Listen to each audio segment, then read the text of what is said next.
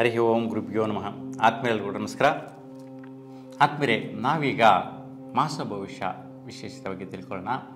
ನೋಡಿ, ಮಾಸ ಭವಿಷ್ಯ ವಿಶೇಷತೆಯಲ್ಲಿ 2025 ಮೇ ತಿಂಗಳಲ್ಲಿ ವೃಶ್ಚಿಕ ರಾಶಿಯವರಿಗೆ ಯಾವ ರೀತಿಯ ಪ್ರತಿಫಲಗಳಿರುತ್ತೆ. 9 ಗ್ರಹಗಳಲ್ಲಿ 5 ಗ್ರಹಗಳು ಈ ಒಂದು ಮೇ ತಿಂಗಳಲ್ಲಿ ಬದಲಾವಣೆ ಆಗ್ತಾ ಇದ್ದಾರೆ, ಒಂದು ರಾಶಿಯಿಂದ ಮತ್ತೊಂದು ರಾಶಿಗೆ. ಅದರಲ್ಲಿಯೂ ಬುಧ ಗ್ರಹ 3 ಮನೆಗಳನ್ನು ಬದಲಾವಣೆ ಮಾಡ್ತಾ ಇರ್ತಕ್ಕಂಥದ್ದು. ಯಾವ ದಿನಾಂಕಕ್ಕೆ ಬದಲಾಗ್ತಾ ಇದ್ದಾರೆ ಈ ಗ್ರಹಗಳು, ಯಾವ ದಿನಾಂಕದಿಂದ ಯಾವ ದಿನಾಂಕದವರೆಗೂ ವೃಶ್ಚಿಕ ರಾಶಿಯವರ ಮೇಲೆ ಆಗುವಂತಹ ಪ್ರತಿಫಲಗಳು ಏನೆಲ್ಲ ಇರುತ್ತೆ ಅಂತ ನೋಡೋಣ.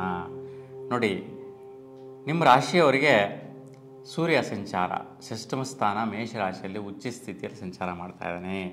ಹಾಗಾಗಿ ನೋಡಿ, ತುಂಬ ಅದ್ಭುತವಾದಂತಹ ಸಮಯ. ನಿಮ್ಮ ಒಂದು ಹಿತೈಷಿಗಳಿಂದ, ನಿಮ್ಮ ಸ್ನೇಹಿತರಿಂದ, ಮಿತ್ರರಿಂದ ಅವ್ರ ಜೊತೆ ಏನೇ ಒಂದು ವ್ಯವಹಾರ ಮಾಡ್ಕೊಳ್ಳಿ. ಈ ಸಮಯದಲ್ಲಿ ವೃಶ್ಚಿಕ ರಾಶಿಯವರು ಒಂದು ಒಳ್ಳೆಯ ರೀತಿಯ ಒಡಂಬಡಿಕೆ ಒಪ್ಪಂದ ಮಾಡ್ಕೊಳ್ಳಿ. ಶ್ರೇಷ್ಠವಾದ ಅನುಕೂಲಗಳು, ಜೀವನದಲ್ಲಿ ಸರ್ವಶ್ರೇಷ್ಠ ಸ್ಥಾನಕ್ಕೆ ಬೆಳೆಯುವಂತಹ ಕೆಲಸ ಕಾರ್ಯ, ವೃತ್ತಿ, ಉದ್ಯೋಗ, ಬೆಳವಣಿಗೆ ತುಂಬಾ ಚೆನ್ನಾಗಿರುತ್ತೆ. ಏಕೆಂತಂದರೆ ಇಲ್ಲಿರ್ತಕ್ಕಂಥ ಸೂರ್ಯನ ಸಂಚಾರ ಅಷ್ಟೊಂದು ಪ್ರಭಾವ ಕೊಡುತ್ತೆ.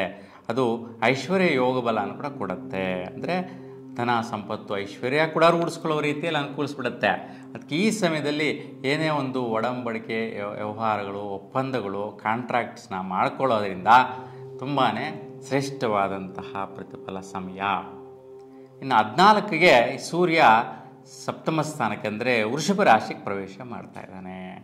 ನೋಡಿ, 14ರ ನಂತರ ಸೂರ್ಯ ವೃಷಭ ರಾಶಿಯಲ್ಲಿ ಸಂಚಾರ ಮಾಡ್ತಾನೆ. ಹಾಗಾಗಿ ವೃಶ್ಚಿಕ ರಾಶಿಯವರಿಗೆ ತುಂಬಾ ದಂಪತಿಗಳಿಗೆ ಶ್ರೇಷ್ಠವಾದಂತಹ ಕಾರ್ಯವೈಖರಿಗಳು, ಅಭಿವೃದ್ಧಿ, ಶ್ರೇಷ್ಠವಾದಂತಹ ಪ್ರತಿಫಲದಾಯಕವಾದ ಅನುಕೂಲ ಕ್ರಿಯೆಗಳು ನಡೆದೋಗುತ್ತೆ. ಉತ್ತಮವಾಗಿದೆ. ಮತ್ತು ಯಾರಿಗೆಲ್ಲ ವಿವಾಹ ಸಂಬಂಧಗಳು ಅನುಕೂಲಿಸಿಲ್ಲ ಅಂತಹ ಅವರಿಗೆ ವಿವಾಹ ಸಂಬಂಧಗಳು ನಿರ್ಣಯ ಆಗುವಂತಹದ್ದು, ಒಳ್ಳೆಯ ರೀತಿ ಒಳ್ಳೆಯ ಉದ್ಯೋಗದಲ್ಲಿರ್ತಕ್ಕಂತಹ ವಧುವರರು ಸಿಗುವಂತಹ ಅವಕಾಶ ಇರುತ್ತೆ. ಇನ್ನು ಕುಜನ ಬದಲಾವಣೆ ಸಂಚಾರ ಹೆಂಗಿದೆ ಅಂತಂದರೆ ನೋಡಿ, ಕಟಕ ರಾಶಿಯಲ್ಲಿ ಸಂಚಾರ ಮಾಡ್ತಾ ಇರ್ತಕ್ಕಂಥ ಕುಜ ನೀಚ ಸ್ಥಿತಿಯಲ್ಲಿ ಸಂಚಾರ ಮಾಡ್ತಾ ಇದ್ದಾನೆ. ಶನಿಯ ನಕ್ಷತ್ರದಲ್ಲಿ ಸಂಚಾರ ಮಾಡ್ತಾ ಇರೋದ್ರಿಂದ ಸ್ವಲ್ಪ ವೈಯಕ್ತಿಕವಾದಂತಹ ನಿರ್ಣಯಗಳು, ದುಡುಕು ಮನೋಸ್ಥಿತಿ ಮತ್ತು ಸ್ನೇಹಿತರ ಜೊತೆ ಕಿರಿಕಿರಿ ಉಂಟಾಗಿ ಸ್ವಲ್ಪ ಮನಸ್ತಾಪಗಳು ಬರುವಂತಹ ಸಾಧ್ಯತೆಗಳಿರುತ್ತೆ. ಹಾಗಾಗಿ ಏನೋ ಒಂದು ಕ್ಷುಲ್ಲಕವಾದಂತಹ ಕಾರಣ, ಬೇರೆ ಯಾರೋ ಏನೋ ಹೇಳಿದ್ರು ಆ ವಿಚಾರದಲ್ಲಿ ಸ್ವಲ್ಪ ದುಡುಕು ಬಿಡುವಂತಹದ್ದು, ಮತ್ತು ಮಿತ್ರರ ಜೊತೆ ಗಲಾಟೆ ಕಟ್ಕೊಳ್ಳುವಂತಹದ್ದು, ವೈಷಮ್ಯ ಬರುವಂತಹದ್ದು, ವೈಯಕ್ತಿಕವಾಗಿ ನಿಮ್ಮ ಮೇಲೆ ನಿಮಗೆ ಕಾನ್ಫಿಡೆನ್ಸ್ ಇರೋದಿಲ್ಲ.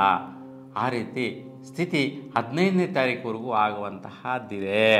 15ರ ನಂತರ ತುಂಬಾ ಬದಲಾವಣೆಗಳು ನೋಡ್ತೀರಾ. ಸೊ ಒಂದು ಜೀವನದಲ್ಲಿ ಭಾಗ್ಯದ ವಿಚಾರದಲ್ಲಿ ಬದಲಾವಣೆಯನ್ನು ತಗೊಂಡ್ಬಿಡ್ತೀರಾ. ಹಾಗಾಗಿ ನಿಮ್ಮ ಸ್ನೇಹಿತರ ಜೊತೆ ಕೆಲವೊಂದು ಸೆಟ್ಲ್ಮೆಂಟ್ಗಳಲ್ಲಿ, ಅಂದರೆ ಏನೋ ಒಂದು ಪರ್ಸೆಂಟೇಜ್ ಅಂತ ಹೇಳ್ಬಿಟ್ಟು ವ್ಯವಹಾರ ಸೆಟ್ಲ್ ಮಾಡ್ಕೊತಾ ಇರ್ತೀರಾ, ಇಲ್ಲ ಒಂದು ವಿಭಾಗಗಳು ಮಾಡ್ಕೊತಾ ಇರ್ತೀರಾ. ಆ ವಿಚಾರದಲ್ಲಿ, ಸೆಟ್ಲ್ಮೆಂಟ್ ವಿಚಾರದಲ್ಲಿ ನಿಮ್ಮಗಳ ಮಧ್ಯೆ ಸ್ವಲ್ಪ ವೈಪರೀತ್ಯಗಳು ಕಾಣಿಸ್ಕೊಳ್ಳುವಂತಹದ್ದನ್ನು ನೋಡುವಂತಹದ್ದಿದೆ. ವೃಶ್ಚಿಕ ರಾಶಿಯವರಿಗೆ ಬುಧ ಗ್ರಹ ಪಂಚಮ ಸ್ಥಾನದಲ್ಲಿ ಸಂಚಾರ ಮಾಡ್ತಾ ಇದ್ದಾನೆ. ಮೀನ ರಾಶಿಯಲ್ಲಿ ನೀಚ ಸ್ಥಿತಿಯಲ್ಲಿ ಸಂಚಾರ ಮಾಡ್ತಾ ಇರ್ತಕ್ಕಂಥದ್ದು. 6ನೇ ತಾರೀಕುವರೆಗೂ ಈ ಒಂದು ನೀಚ ಸ್ಥಿತಿ ಇರುತ್ತೆ.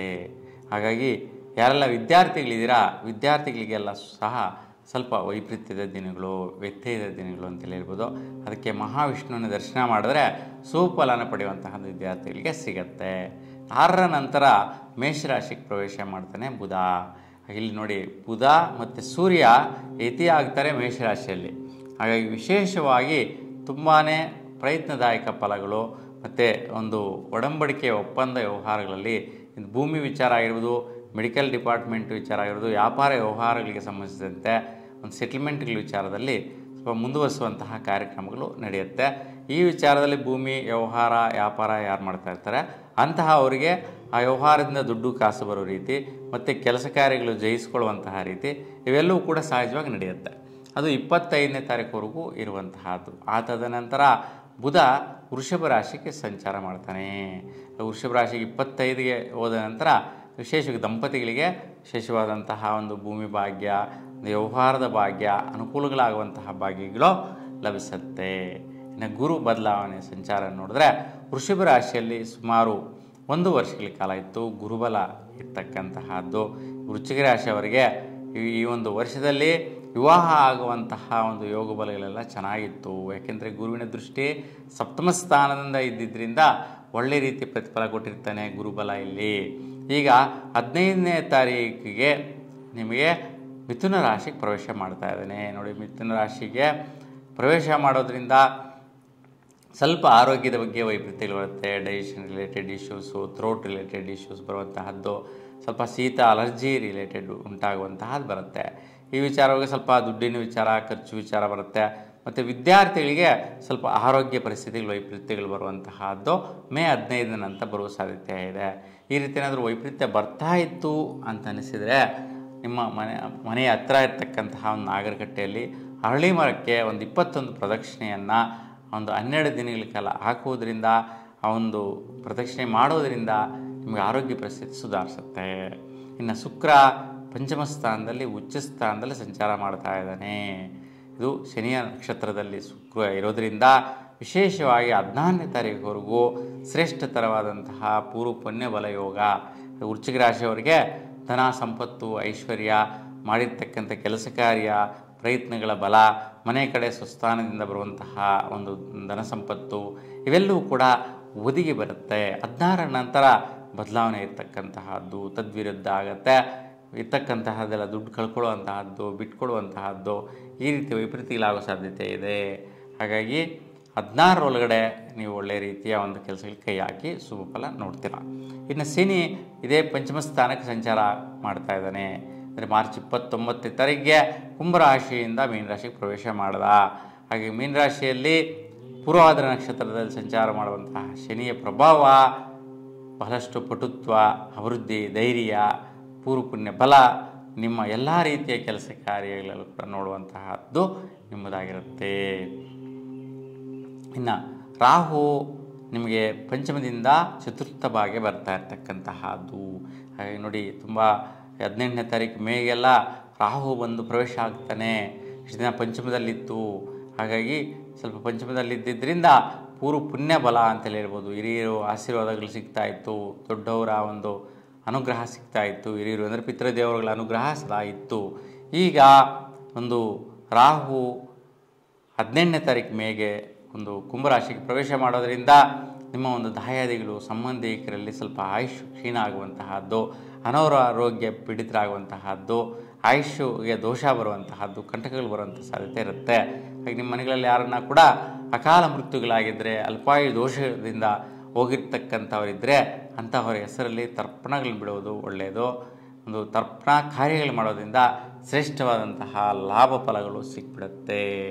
ಹಾಗಾಗಿ ನೀವು ಈ ಒಂದು ತಿಂಗಳಲ್ಲಿ ರಾಹುಗ್ರಹ ಪರಿಹಾರಕ್ಕೆ ಬಹುಮುಖ್ಯವಾಗಿ 4 ದಿನಗಳ ಕಾಲ ಒಂದು ರಾಹುಕಾಲದಲ್ಲಿ ಅಂದರೆ ಅನ್ನ, ಮೊಸರು, ಕರಿಯಲ್ಲು, ಬೆಲ್ಲ ಮಿಶ್ರಣ ಮಾಡಿ ನೀವು ಕಾಗೆಗಳಿಗೆ ಆಹಾರವಾಗಿ ನಿಮ್ಮ ಮನೆಯ ನೈಋತ್ಯ ದಿಶೆಯಲ್ಲಿ ಇಡೋದ್ರಿಂದ ಈ ಒಂದು ರೀತಿಯ ಒಂದು ಪಿತೃದೇವರುಗಳ ಆಶೀರ್ವಾದ ಸಿಗತ್ತೆ. ಇನ್ನು ಕೇತು ಬಂದು ಲಾಭಸ್ಥಾನದಿಂದ ದಶಮಸ್ಥಾನಕ್ಕೆ ಸಂಚಾರ ಮಾಡ್ತಾ ಇರ್ತಕ್ಕಂತಹದ್ದು. ಇಷ್ಟು ದಿನ ಕೆಲವೊಂದು ಲಾಭ ವ್ಯವಹಾರಗಳು ನಡೀತಾ ಇರ್ತಕ್ಕಂತಹದ್ದು, ಸೆಟ್ಲ್ಮೆಂಟ್ಗಳಾಗ್ತಾ ಇರ್ತಕ್ಕಂತಹದ್ದು ಇವೆಲ್ಲ ಕೂಡ ಮುನ್ನಡೆಸ್ಕೊಂಡು ಬಂದಿರುತ್ತೆ. ಈಗ ಮೇ 18ಗೆ ವಿಶೇಷವಾಗಿ ವೃತ್ತಿಯಲ್ಲಿ ಬಲ ನೋಡಿ, ಲಾಭದಾಯಕವಾದಂತಹ ಸ್ಥಳದಲ್ಲಿ ಬಲಗಳು ಪಡೆದ ಮೇಲೆ ವೃತ್ತಿಯನ್ನು ಅಭಿವೃದ್ಧಿಪಡಿಸ್ಕೊಳ್ಳುವಂತಹ ಬಲಗಳು, ಯೋಗಗಳು, ವೃತ್ತಿಯಲ್ಲಿ ಕೂಡ ಕೆಲವೊಂದು ಟೆನ್ಷನ್ ಬರುವಂತಹದ್ದು, ವ್ಯವಹಾರ ಸೃಷ್ಟಿಯಾಗುವಂತಹದ್ದು ಇರುತ್ತೆ. ಹಾಗಾಗಿ ಸ್ವಲ್ಪ ಸರ್ಪ ಶಾಂತಿ ಪರಿಹಾರ ಅಂದರೆ ನಾಗದೋಷ ಪರಿಹಾರ ಮಾಡಿಕೊಂಡ್ರೆ ಶ್ರೇಷ್ಠವಾದ ಫಲಗಳನ್ನ ಪಡಿಬೋದಾಗಿರುತ್ತೆ. ಇನ್ನು ಒಟ್ಟಾರೆಯಾಗಿ ಬಹಳಷ್ಟು ಪ್ರತಿಫಲಗಳು ಶುಭದಾಯಕವಾಗಿದೆ ಈ ತಿಂಗಳಲ್ಲಿ. ಒಂದು 2-3 ಸ್ಥಾನದಲ್ಲಿ ಗ್ರಹಗಳ ಒಂದು ವೈಪರೀತ್ಯ ಬಿಟ್ಟರೆ, ಹಾಗೆ ಯಾರು ಈ ಒಂದು ಮಾಸದಲ್ಲಿ ಅಂದರೆ 1ನೇ ತಾರೀಕು ಮೇಯಿಂದ 11ನೇ ತಾರೀಕು ಮೇವರೆಗೂ ಹುಟ್ಟಿರ್ತಕ್ಕಂತಹ ನವಜಾತ ಶಿಶುಗಳಿಗೆ ಕಾಲಸರ್ಪ ದೋಷ ಬರುತ್ತೆ.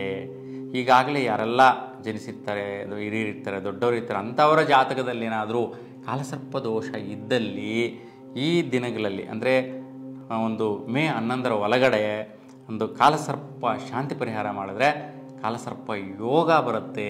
ನೋಡಿ, ದೋಷ ಹೋಗ್ಬಿಟ್ಟು ಯೋಗ ಬರುತ್ತೆ. ಯೋಗದಿಂದ ರಾಜಯೋಗ ಉಂಟಾಗುತ್ತೆ.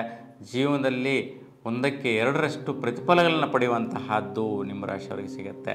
ಹಾಗಾಗಿ ಈ ಒಂದು ಪರಿಹಾರನ ಮಾಡ್ಕೊಳ್ಳಿ, ಸುಫಲನ ನೀವು ಪ್ರಾಪ್ತಿಯನ್ನು ಪಡಿತೀರಾ.